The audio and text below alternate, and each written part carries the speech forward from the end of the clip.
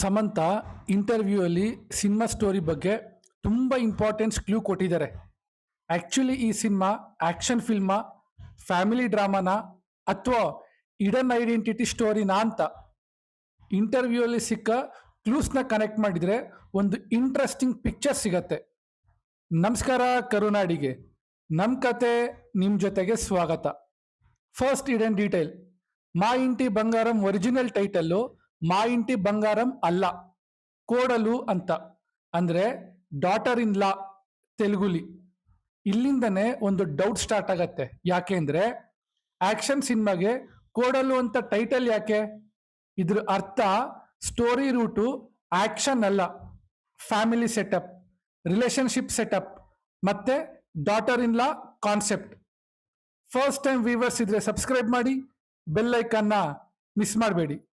ಆದರೆ ಡೈರೆಕ್ಟರು ಈ ಸ್ಟೋರಿ ಯಾಕೆ ಬರೆದ್ರು? ಇಂಟರ್ವ್ಯೂ ಅಲ್ಲಿ ಸಮಂತ ರಿವೀಲ್ ಮಾಡ್ತಾರೆ, ರಾಜ್ಗೆ ಯಾವಾಗಲೂ ಒಂದು ಕ್ವಶನ್ ಇತ್ತಂತೆ. ಸೊಸೈಟಿ ಯಾಕೆ ಪರ್ಫೆಕ್ಟ್ ವಿಮೆನ್ ಅಂದರೆ ಕುಕಿಂಗ್ ಮಾಡಬೇಕು, ಫ್ಯಾಮಿಲಿನ ನೋಡ್ಕೋಬೇಕು, ಸ್ಯಾಕ್ರಿಫೈಸ್ ಮಾಡಬೇಕು, ಇವೆಲ್ಲ ಕ್ವಾಲಿಟೀಸ್ನ ಮಾತ್ರ ಸೆಲೆಬ್ರೇಟ್ ಮಾಡುತ್ತೆ ಅಂತ. ಈ ಕ್ವೆಶನ್ ಇಂದನೇ ಈ ಸಿನಿಮಾ ಸ್ಟೋರಿ ಹುಟ್ಕೊಳ್ತು. ಅಂದರೆ ಈ ಸಿನಿಮಾ ಸೆಂಟ್ರಲ್ ಕಾನ್ಫ್ಲಿಕ್ಟು ಆ್ಯಕ್ಷನ್ ಅಲ್ಲ, ಸೊಸೈಟಿ ಎಕ್ಸ್ಪೆಕ್ಟೇಷನ್. ಈಗ ಸಮಂತ ಹೇಳಿದ ಒಂದು ಡೈಲಾಗು ತುಂಬ ಇಂಪಾರ್ಟೆಂಟು. ನಾನು ಕುಕ್ ಮಾಡಲ್ಲ, ನಾನು ಸಿಂಗ್ ಮಾಡಲ್ಲ ಅಂತ ಜೋಕ್ ಮಾಡ್ತಾ ಹೇಳಿದರು. ಆದರೆ ಆ್ಯಕ್ಚುಲಿ ಅದೇ ಸಿನಿಮಾ ಥೀಮ್.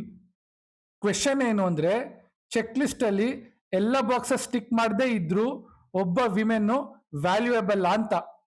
ಐ ಥಿಂಕ್ ಸಿನಿಮಾನೇ ಅದಕ್ಕೆ ಆನ್ಸರ್ ಕೊಡತ್ತೆ. ಈಗ ಬಿಗ್ಗೆಸ್ಟ್ ಕ್ಲೂ, ಭರದ್ವಾಜ ರಂಗನ್ ಒಂದು ಡೈಲಾಗ್ ಮೆನ್ಷನ್ ಮಾಡ್ತಾರೆ, only we know who we really are. ಜಗತ್ತು ನೋಡೋದು ನಾವೇನು ತೋರಿಸ್ತೀವಿ ಅನ್ನೋದು ಮಾತ್ರ ಅಂತ.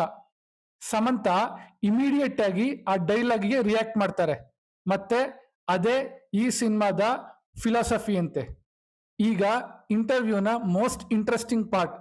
ಈ ಸಿನಿಮಾಲಿ ರಜನಿಕಾಂತ್ ಅವ್ರದ್ದು ಭಾಷಾ ಟ್ರೇಸಸ್ ಇದೆ ಅಂತ. ಭಾಷಾ ಅಂದರೆ ಆ್ಯಕ್ಷನ್ ಅಲ್ಲ, ಭಾಷಾ ಅಂದರೆ hidden identity, ordinary person, extraordinary past. Question ಅಂದರೆ ಮಾ ಇಂಟಿ ಬಂಗಾರಂ ಕೂಡ ಅದೇ ಸ್ಕ್ರೀನ್ ಪ್ಲೇ ಸ್ಟ್ರಕ್ಚರ್ನ ಫಾಲೋ ಮಾಡ್ತಾ ಇದೆಯಾ ಅಂತ.